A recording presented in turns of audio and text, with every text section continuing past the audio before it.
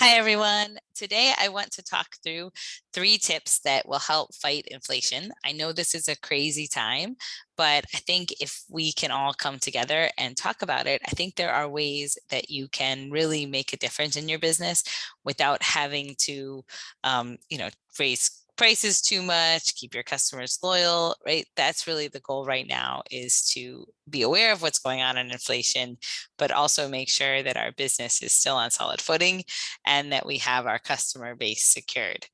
So the tips that I'm going to go through with you today are really things that I've built from talking to so many of you, especially over the last 60 days, but really inflation has been with us for much longer, right? Really since summer of 2020.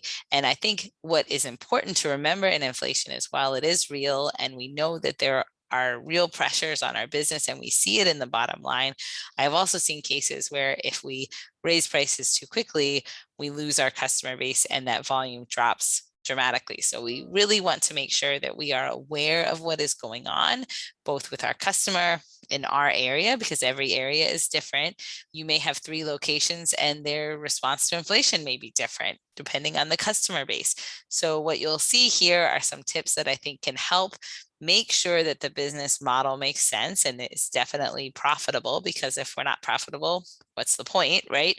But also making sure that we are aware of what's going on with our customer so that we're not losing them in the process. So I think for most of you, you found in the last few months that you are wanting to look at your numbers because it just feels like something is off and it feels like something's not working. And most of that is in the cash flow, right? It feels like you're spending more and you are spending more. I mean, you see that everywhere. So more than anything right now, we're looking for a plan.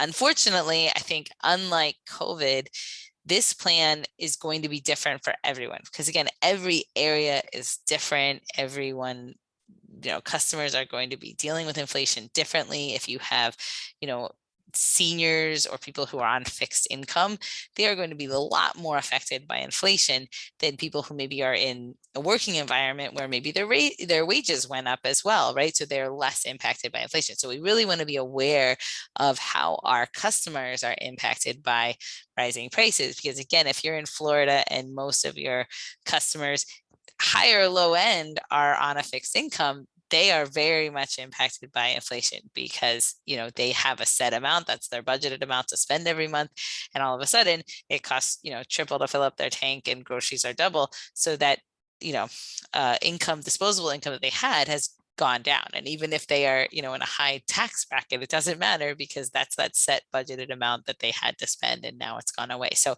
we want to be aware of the different customers and what they're dealing with in inflation, because ultimately our goal in this is to keep you profitable, keep those customers coming back, and keep the business for the long term, right? It might not be fun right now, but that's really what we're in the game to do, is keep going, keep moving forward, and respond as best as we can to so many of these things that are beyond our control. So the 3 tips that we're going to go through, and a lot of this you may know, but I think it is really good to remember what we mean when we say these things, because so many times you read an article or you watch a YouTube video and it says do a menu analysis. Well, what does that mean? So we're going to walk through that. What does a customer analysis mean?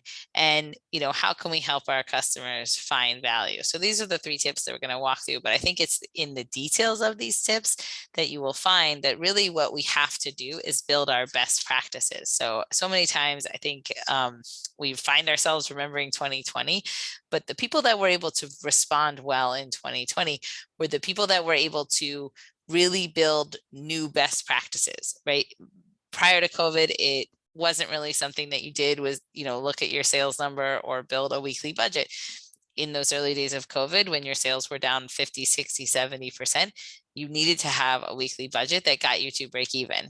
And this situation, while thankfully not as severe as that, is similar in those ways, right? These are things that, at least until this blows over and things become more consistent, we need to be doing these every week. I mean, I would argue we should be doing them every week from here on out, but at least now we need to be doing these every week, because a month is just too long to wait. So it's very important that we build from these tips, best practices, things that we can do every week. I think those of you that have worked with us know that, my goal is not to add hours to your week or hours of work. So these are quick things. Maybe it's 15 minutes a day, but if we could take that 15 minutes a day and use that strategically, I think you will find it could make a huge difference in your business. So the first thing we're going to talk about is menu analysis. So menu analysis, again, from an accounting standpoint, isn't necessarily menu costing cards, although it might be. It may lead us there. But really what we mean by menu analysis is being aware that not all items are the same. What that means is not all items are going up in the same way. So people might say, well, food cost is up 5%. But on your menu, it's not a flat 5% increase. There are definitely things that have gone up a lot more than 5%. And there's things that have gone down as well, right? Not everything is impacted in the same way. So we need to know exactly what is it in my menu, in my purchasing, that is driving up my food costs. Because sure, there's fuel surcharges and that's part of it, but there's also certain items that are spiking and we need to know what those items are. And so we did this analysis last summer with one of my clients. And what was interesting is, chicken wings were crazy, right? They were losing money on chicken wings every time you serve them. But what we found was fish had actually gone down. So the joke was, let's do a fish fry, right? Let's do an appetizer that's fish, because that actually had gone down 15%. So if we're aware of some of those items, there may be things we could do creatively to offer something to our customers they may like. Summer, Midwest, fish fry, who doesn't love that? And also not deal with the spiking, chicken wings costs. So that's really what we're trying to do, is again, be creative and be aware. So if, depending on what you use for your software, this vision here is from what we use, we call it our dashboard, but there's lots of softwares out there that do this. Margin Edge is one. You could use R365. This is from a software called Chowbox. But basically what we want to see is the items that we're purchasing and how has the price or the purchase costs changed. So in this case, you'll see, like bacon was actually down a little bit May 25th compared to May 20th. So that's a good thing, right? I mean, still very high. I'm sure if we ran this and the good thing is to find a software that can run different date ranges. I'm sure if I ran that compared to last year, it's up significantly, but at least I can see, okay, this week compared to last week, we're okay in bacon. I can also see the bananas, right? Maybe I want to make banana bread because they're down a little bit.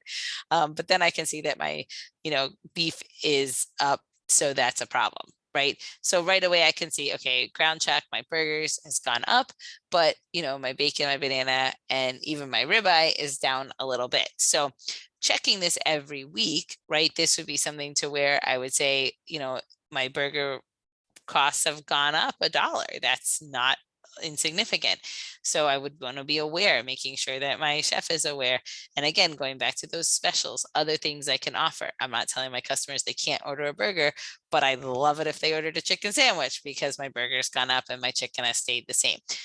The more we're aware of this and we are, able to see what's going on in our business, the better. Because again, there's so much out there that's scary and frightening, but in reality, not all businesses are seeing the same increase. Yes, everyone's seeing a increase, but it's not the same. And the more detail and data driven we can be, I promise we will make better decisions.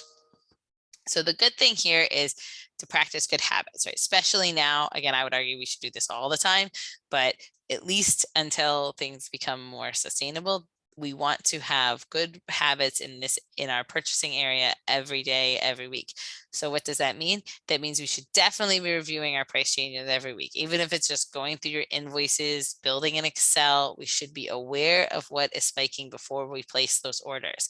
Because just being on a reorder means that we could be ordering things that aren't even making sense to serve. And I think most of you saw that last year with chicken wings. It just wasn't, it got to a point it didn't make sense because people aren't going to pay $30 for chicken wings. And that's what it would have had to price out at. We're maybe not there that yet with 90% of our menu, but we want to be aware of what those price changes are so we can make a decision on the fly to say, yes, okay, I'm good with that increase, or maybe I want to do something else with that product. The other thing is setting a cash budget. I mean, we talk about this a lot, but this is the time to really be aware of that, right? If I'm saying that my margin is 32% on my cost of goods, then my sales last week were 20,000, then my purchasing budget is $6,400. So I at least want to be aware of like, wow, to get the product I needed to get, I had to spend 7,000. So that tells me I'm not able to run a 32% cost of goods right now. So keeping that track and being aware of my total purchases in dollars will help me see what is it really costing me in food costs right now to order what I need to order. And am I close to my margin that I think I have in my business? Again, keeping in mind, month is too long to wait. I need to know this week so I can make good decisions going in to next week. The second part of that is customer analysis. So what do we know about our core customer? We talk about this a lot, but now is a really good time to talk about this because we want to understand what our customer is dealing with right now. And is there something that I can do differently to make sure that they are responding to us and not just saying, you know what, I'm not going to go back because they just raised prices. Because again, keep in mind, most customers really don't understand how bad inflation is for restaurants. They just don't. And I wish they did, but they don't. So we want to really make sure that they are responding to us and still staying engaged and staying as our core customer. Part of that question then becomes, what do they love about us, right? Why do they come in? What do they love in our business? What are the things that they love, the ordering? And then that will help us be more responsive in making sure that we're still offering those things, even if there is a price change that we have to do. My biggest thing here is I think so many times, especially now with more complex point of sale systems and all of that, so many times we think, well, we have this data, right? What do I need to do with it? But I would argue that there's a big difference between just having the data and tracking trends. What we want to do is track the trends. So yes, could I go back into my Toast POS and pull the last 30 days of my, customer accounts? Yes. Did I? That's the difference, right? I need to actually pull that data out and track it somewhere in an Excel and a Google sheet, because just having it there, that means I'm 2 hours away from any good information, because it's probably going to take me 2 hours to go back over the last 60 days and compare it to the prior year 60 days. So I'm 2 hours away from good information. But if I track it every week and I keep it in an Excel, I'm 15 minutes away from good information.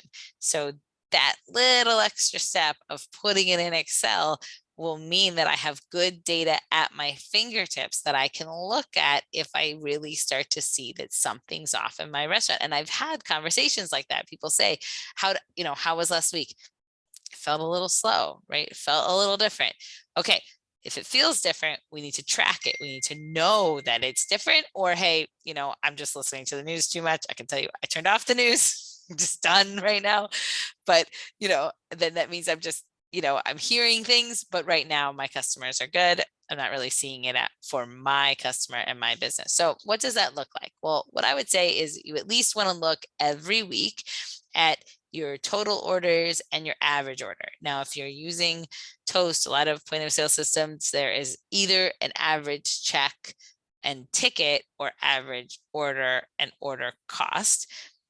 Both are just different, right? And so you just want to pick one. It really doesn't matter, because again, we're looking for the trends. So obviously the dollars are going to be different, but the trends should be pretty similar. So decide which one you think is more accurate.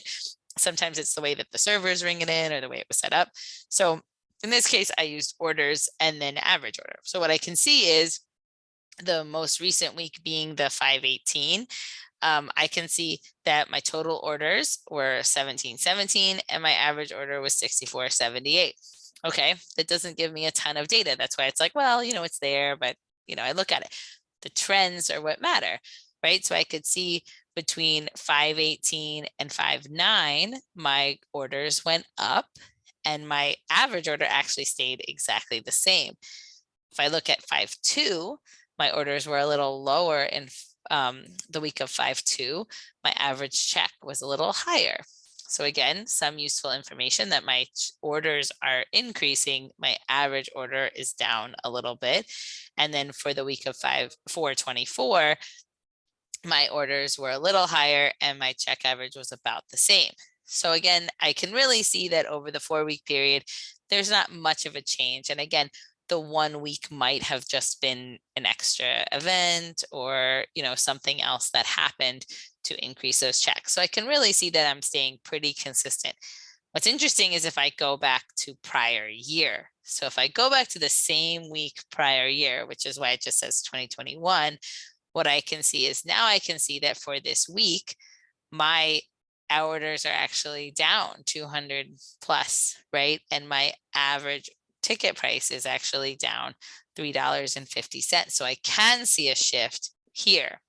If I look at the same week, right, because maybe I could say that that might just be a one-off or again, an event, something that was happening, different fall of a holiday. If I see that prior week, my orders were actually down even more, but my average order is up. And then if I look the other 2 weeks, same thing.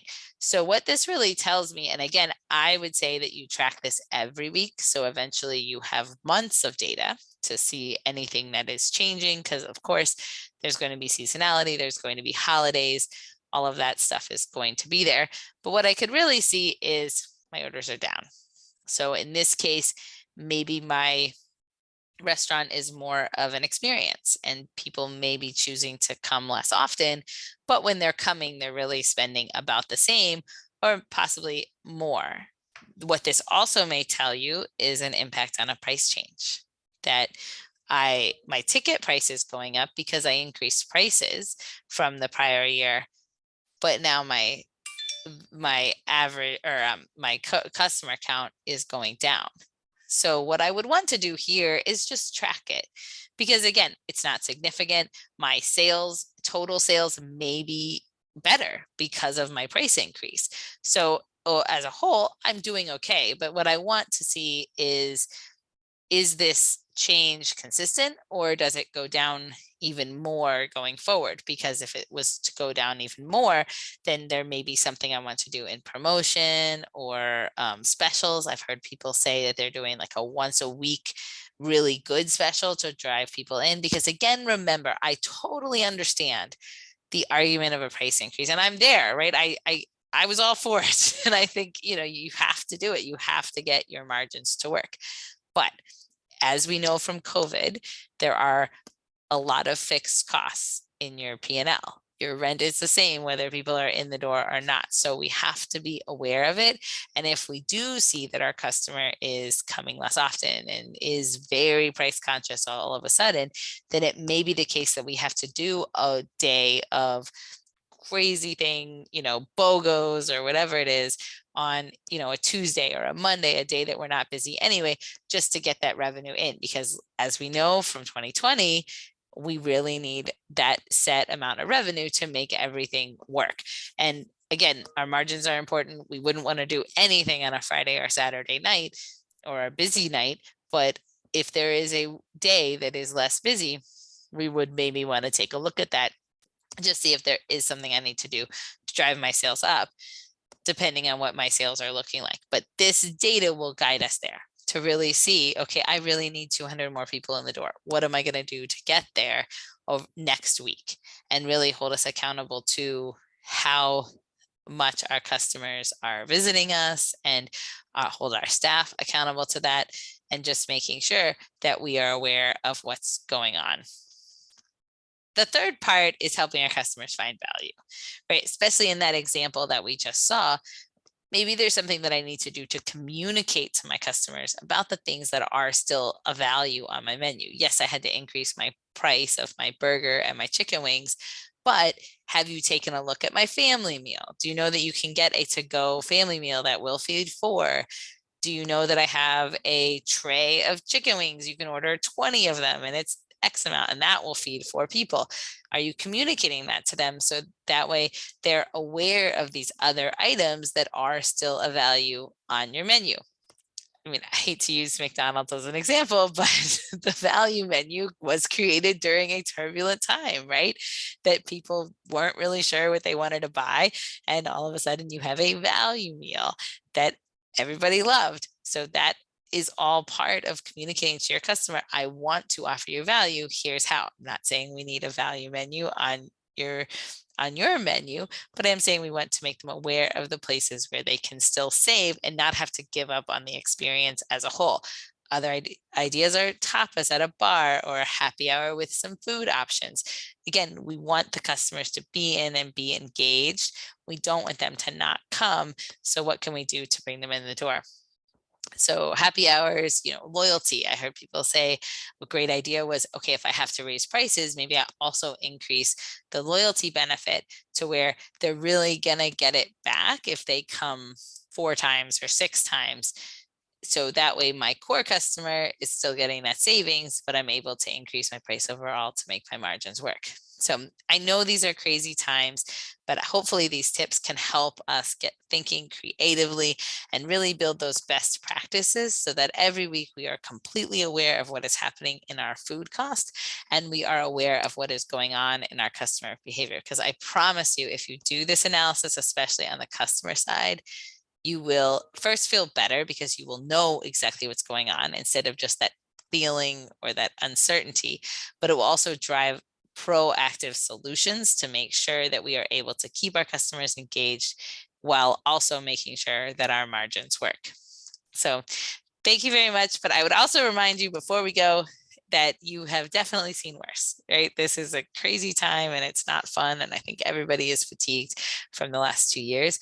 But if you remember those early days of COVID, those were far worse than this. So keep in mind that you made it through those. And right now it's just these good habits every week. These good habits every week will guide you to being consistent no matter what is thrown at you. So I know it's not easy, but I promise these little tips can make a huge difference.